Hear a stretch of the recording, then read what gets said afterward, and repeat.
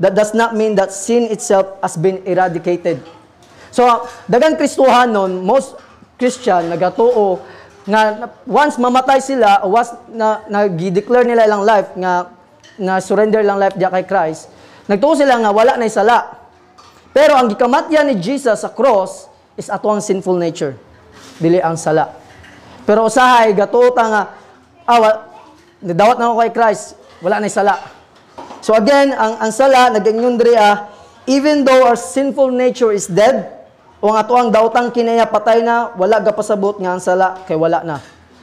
Ang sala, pwede mo dangop pagbalik, aron makabuhat tag sala. So ang sala is magapadayon sa tuwa.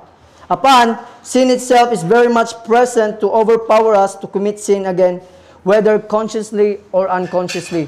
So dunay mga sala nga tong mabuhat nga usay, mauna-hunaan na to, or bisan di na to matuyuan pagbuhat. It is our sinful nature that is dead, buried, and finished with, not sin itself.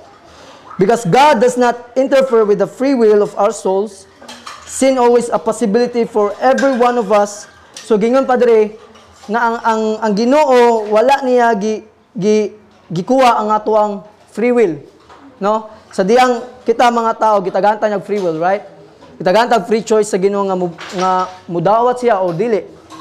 And then ang nindot lang sa tuang Ginoong Dios sa mga gingon nga wala niya gikuha atong pagbuot, atong free will.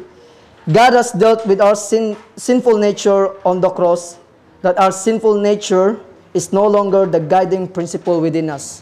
So kung kita gipakamatyan ni Jesus ato ang prinsipyo